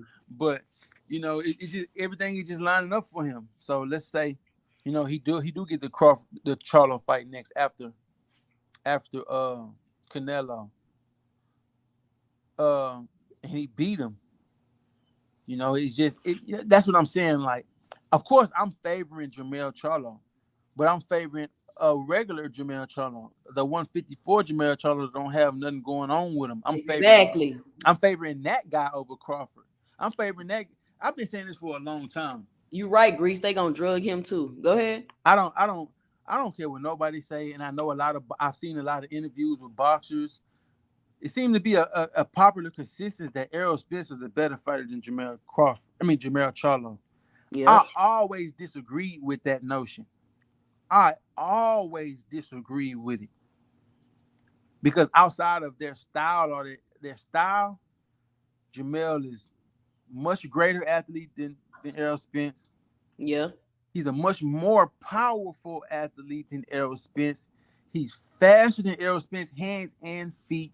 He's just as durable, if not more durable, than Errol Spence. And he has much more of a mean streak than Errol Spence Jr. I never thought that Errol Spence was a better fighter than Jermell Charlo. And I don't care what they say. They say in sparring, Errol Spence be whooping up on him in sparring. Sparring is sparring. The real fight is the real fight. I never, ever thought that Errol Spence was better than Jermell Charlo. I never thought this. So, just like I thought Errol will beat Crawford, I'm even more confident that a regular Jermell Charlo will whoop and knock out a Crawford. But let's just say If he's at 100, right, though, Crawford right. not gonna fight him at 100. That's what you But know. Crawford would have fought him at 100. That's not Crawford's fault. We can't blame Crawford for the decisions of these opponents. We can't blame Yeah, Crawford for it that. goes both ways, bro. You're putting me in a position to where now I gotta fight you when I'm not at 100 He because put himself at that position. He already yo, told you his making it opponent. look like I'm putting myself in this No, position because you're not gonna take the fight any other time. So look, when I do take the fight, everybody gonna be like, "Oh, you put me in this position." It's all manipulation, bro. it's not manipulation. When he told you his plan beforehand, you should have just been patient. You should have just been patient. He told you before you accepted the fight with Canelo that he's trying to go into the fight with you next. He told you this. That now you can't blame Crawford for Charlo deciding to fight Canelo. You can't But you blame know why? Crawford You for know that. why Charlo can't do that? Because you gonna say you gonna fight me next. You gonna dig me around. You gonna duck the negotiate. You gonna drag it out. I'm gonna be out the ring. That's what I'm saying. Crawford ain't got no credibility for me to be believing you that you gonna take the fight next. Man, hell no. I mean, if you didn't think Crawford had any credibility before, that should be erased out your mind after Saturday night. No, I'm not talking about the fight. I'm talking about the way you handle your business. That's what I'm talking about. I'm talking about the way Crawford act like he finna fight you for 8 months and then fight somebody else. And then you be to make me miss a Canelo fight. I'm not doing that. I'm about to fight Canelo and do what I need to do. Crawford's not about to trick nobody else out of nothing. Yeah, agreed. Crawfish is not to be trusted. Not at all. And not at all. And I feel like Spence knew was up when he was dealing with him, but he had to do what he had to do to get his payday. That was his biggest fight. That's the person he would have make the most money with. So he did what he had to do, made whatever sacrifices he had to make, and that's how it turned out. Like just because you make sacrifices and give up things, like, and that don't mean you gonna win. It's not a movie. It's not a movie. This real life. So sometimes you make sacrifices and you things still don't go your way. That's life. But what I'm not about to do if I'm Charlo, after I just witnessed all that stuff that Spence just went through with negotiating and dragging out and doing all that, what I'm not about to do is have a verbal agreement with you that we gonna fight next. No, and miss a Canelo bag. I'm not doing that. And I don't believe Al Heyman and PBC and Showtime and none of them is finna really be Right. fooling with Crawford no I'm more not to saying even that allow him to yeah. be holding up stuff like that again. I'm not saying that he should have done it, but now he signed with the PBC. So it's not like he can stand on the other side of the street and play those type of games. He is a PBC fighter for right now. Crawford? Yes. What you mean? Like he signed a 2-fight deal? Or he a PBC fighter? Well, I'm not gonna say he's a PBC fighter, but just like Canelo signed with the PBC to make these fights, right? This is going to be same for Crawford for the time being. But I'm not saying that I'm not. Don't get me wrong. I'm not saying that Jermell Charlo should have waited on the results of this fight. But what I'm saying is we can't blame Crawford for doing what he said he wanted to do. He said it before Charlo agreed to fight Canelo. He said I it, he's know. playing I'm not all blaming along. Crawford. What He's I'm been saying saying, it for years that he wants to fight Charlo right after Spence. He's been saying it for years. And like I said, he literally has beef with Charlo. They literally have beef. He really don't like him. He really want to beat up on him. That's not a fight that he would duck. He showed apprehension. He showed apprehension for Spence. He's not showing no apprehension for somebody like Jermell Charlo. He never did. He never will. That's real smoke that they got between each other. That's real smoke. That's not manufactured. You see all the respect that Crawford and Spence have for each other. That's not happening when it comes to Crawford and Charlo. There is no respect. There is none of that. They really got smoke. So he wouldn't play all them games because he really feel like he can. He feel like Jermell Charlo is an easier fight. He literally feels that way. His actions have shown it. His energy towards Crawford shows it all around the board. Whenever he's done an interview and they ask him about Charlo, he expresses it. It's there. It's there. So, of course, Charlo was probably thinking like, my guy's going to whoop up on him. So, what's the point of entertaining this? What's the point of trying to wait around? But he did accept the fight with Canelo. And you ain't going to bag out a fight with Canelo. You're just not going to do that. And I'm not So gonna not fight Canelo to fight you. So shit. right. But it's not gonna stop Crawford from wanting to still want to go right into there and fight him. He's not trying to wait around on nobody either. He's 35 years old. Well, then they need to drag Crawfish out. Then we gonna drag you out. Yeah, I mean that's not gonna happen. The fans ain't gonna let him do it. Especially after Saturday night, the pressure is going to be on Jermell Charlo to go right into that fight after Canelo. It just is what it is. Well, what if him and That's how Canelo it have a works. rematch? Huh? What if him and Canelo have a rematch? I mean, that could happen too, but he would have to beat Canelo for, he would have to beat Canelo for there to be a rematch. So, and Grease say C-Dub on Crawfish payroll. Shit, I wish. yeah, I wish. Yeah, but people hear Greeks. You hear what you want to hear, though. You know what I'm saying? Like, I'm speaking from a Spence fan's perspective, but I'm also not emotionally tied to it to where I'm just talking, one sided. Yeah, but Crawford definitely not to be trusted, bro. And they advise Spence to not fool with him, and it's a reason why. And I don't even know if they had beef making the Tyson Fury fight. Well, not the first one, but of course, all the speculations came with the second and the third. Tyson Fury played games to, played games in between. I mean, after that first fight for the second and the third, especially the third, he played a lot of games. But, I just don't be understanding what's all the bullshit be about. Like, what's the problem? This the money. This what we gonna do. Let's make the fight. And that's is Ruiz and Wilder fighting? I heard Ruiz no, turned down the fight. that fight ain't gonna happen. The Wilder is still getting ducked. Even after Fury, Wilder is that right hand from Wilder still scares the living daylights out of a lot of these other heavyweights because they know all it takes is one punch and it's lights out. Even still, Fury is the only one that can beat Wilder. So you telling me nobody gonna fight Wilder? Or he gonna have to pay him a handsome. He gonna have to pay him a lot. Nobody that should fight him is gonna want to fight him. Who's left? We should have been seeing Wilder versus Ruiz. We should have been seeing Wilder versus AJ. We should have been seeing this. They made it seem like Wilder was ducking him. Man, the Wilder wasn't ducking everybody. They was ducking him. AJ turned down $50 million to fight Wilder. Wow. $50 million. He turned down $50 million to fight Wilder. That's wild. But AJ was making bread, so he right. He wasn't making $50 million bread. Yeah, but shit, I could do a couple fights. Ain't finna get knocked out. And that's exactly how he was thinking. But current times, we talking about Andy Ruiz. He wants 50-50 to fight Wilder. Why?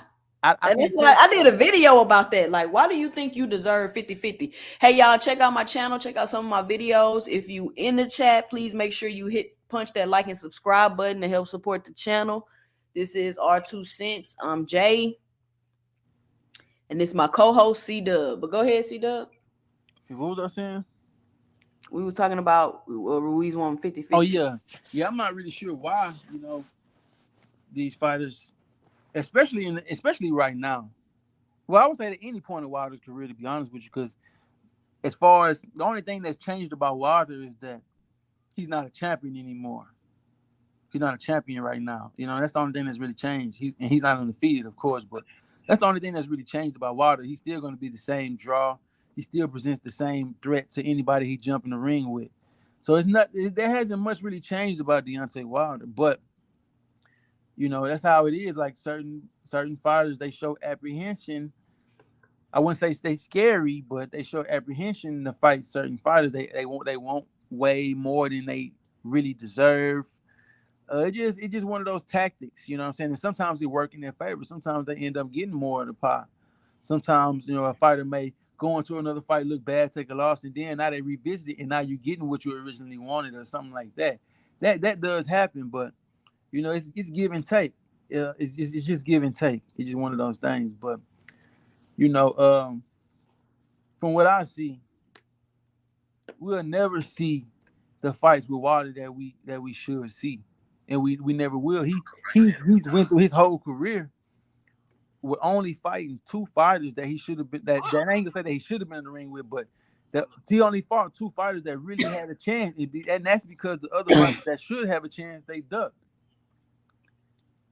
That was Luis Ortiz and Tyson Fury.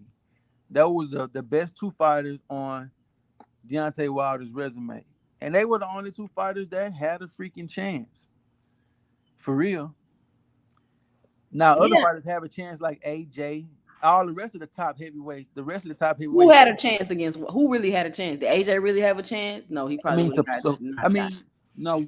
I mean, of course, the way we think about it, no, but his status in the sport suggests that he would have a chance. He was a champion at the same time that Wilder was a champion. That would suggest that. You know what I'm saying? That would suggest, and actually they could have fought for undisputed if I'm not mistaken.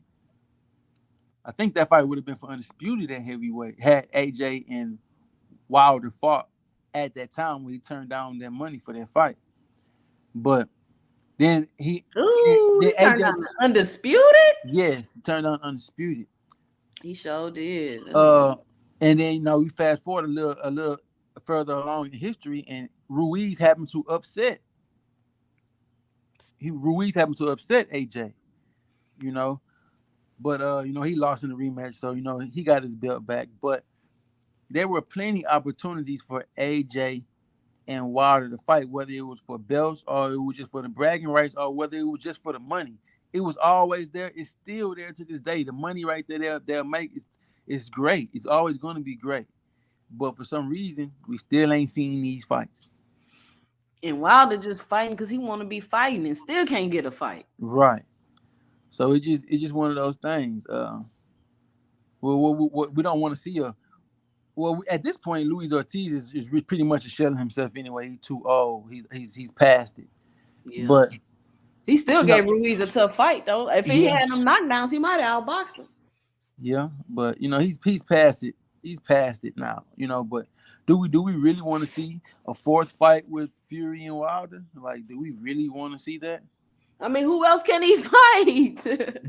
If let's say if Luis Ortiz were to beat Ruiz, do we really need to see a third fight between him and Wilder? It's just kind of like it's kind of he's just being ducked. He's going to continue to be ducked until he starts to really look vulnerable. Until you really start to look vulnerable, like what Fury did to him, no other boxer can do that to him. Fury didn't make him look vulnerable? No, because no other boxer can do what Fury can even replicate what Fury represents. No other boxer is 6'9" and move like a middleweight. There's no other boxer out there that presents that problem to any heavyweight outside of Tyson Fury. Grease say Wilder that N-word. Facts. Wilder never lost, really. He was cheated as well. That's how I feel. I mean, he was cheated. It's like you just accept it. Like, you can't keep saying he was cheated. Okay, we know he was cheated, whatever. But, I mean, he lost. I get it. But I part of me want to see Wilder Fury 4, especially with the way Wilder been training. But then another part of me is like, I don't want to see that because they just untrustworthy. Like, I just don't trust the fight. Fury ain't cheating that third fight, and it was the same result as the second fight.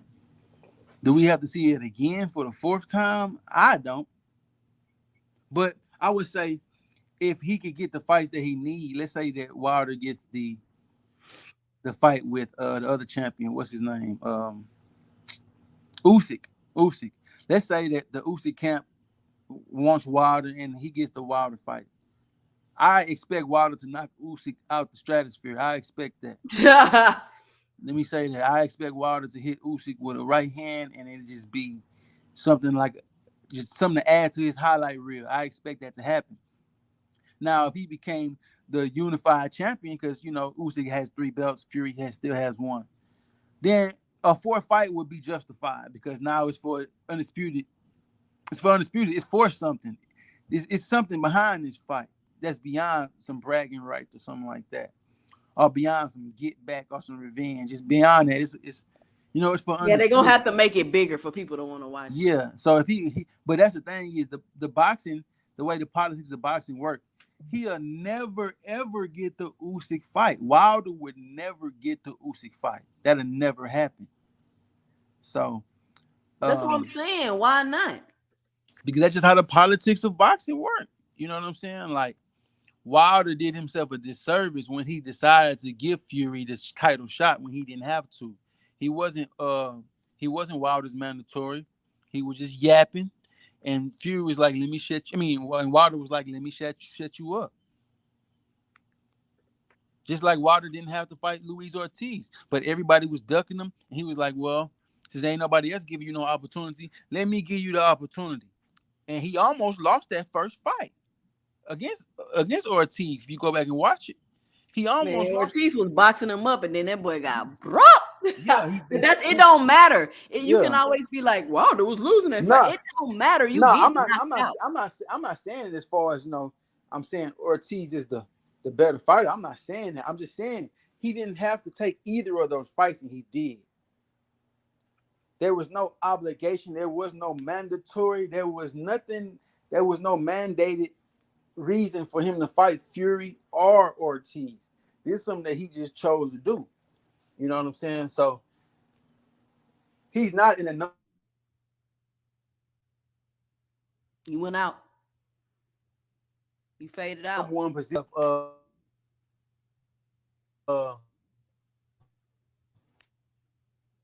the politics of You fading in and out. You're gonna have to come back and come back in. sure he don't even get that position to get the belts. See, I'm Dub, not sure what's going on. I ain't My understand phone, nothing. can you hear me? Can you hear me? Yeah, I can hear you now. Can you hear me? Yeah, I can hear you. Oh, I was just pretty. I'm gonna get off here in a little while, but yeah, I'm gonna get off here in a minute. But I was just saying, the politics of boxing are not gonna let Wilder get in a mandatory position for any of Fury's belts. I mean, not Fury's belts, for any of Usyk's belts. It's just not gonna happen. So They don't want it's them to just one of have. those things. It's just one of those things that it just is one of those things. When you become a champion or you in any type of position of power, you do have to do some type of picking and choosing. You do. Because if you don't, you're going to find yourself in compromised positions. That's just how they go. I know us as fans don't like to hear that. We don't like to think about that. But when you're in any type of position of power, and I say position of power, I mean you're a champion. You do have to do some picking and choosing because you're going to find yourself in compromised position if you just like, look, oh, you talking shit? Let's fight. Oh, you talking shit? Let's fight. Oh, you talking? No, you're going to be in a compromised position if you don't pick and choose correctly. Yeah, that's what the fans want it to be like. You're right. Oh, wow, oh, you think you can beat my ass? Let's do it. But it's so intricate. It's way more than that. Yeah. Like boxing is the last result of boxing, the actual match. Yeah. It's so many ways you could lose before you even just stepped in the ring. Definitely. So many ways you could lose before you even step in the ring. But if you in the chat, be sure to go punch and like that subscribe button. Welcome to the channel. If this your first time here, me and C Dub, we come up here. I mean, we don't be up here daily, but we be up here a lot of mornings, especially since the fight. But we just came up here to chop it up today to the boxing streets. That's what they've been talking about. The narratives about what's been going on with Spence. We got the Regis fight coming up. All of that good stuff. So C Dub, I agree. Wilder should have never fought Fury, but he should again and cheat with brass knuckles. I wish he could get a cheat in like that. Man, I wish he could get a cheat in like that. Oh, imagine if Wilder cheat, they gonna investigate him. He gonna kill somebody. Of course.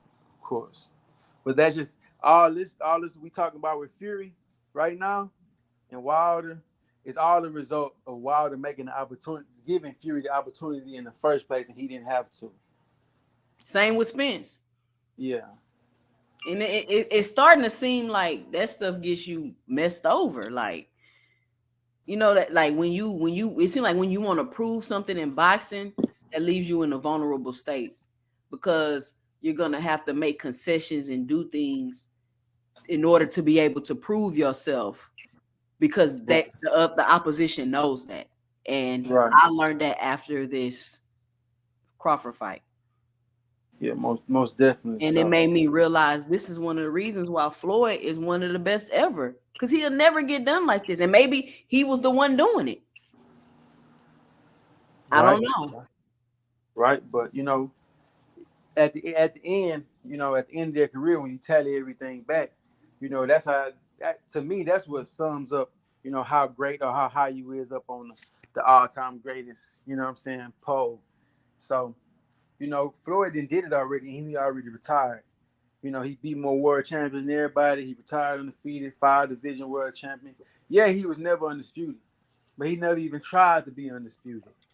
So that's just one of those things. So Yeah, that's not what he wanted. you're right.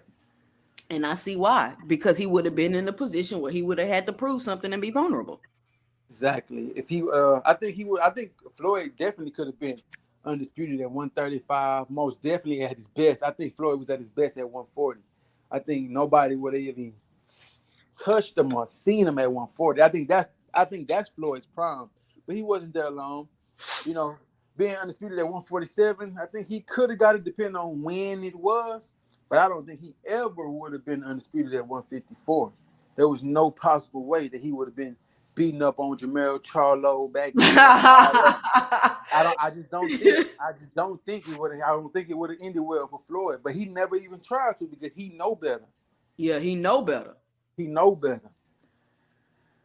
And he ain't had none of his ego. Like, we want to say he got a Right. big ego, but he obviously had it in check.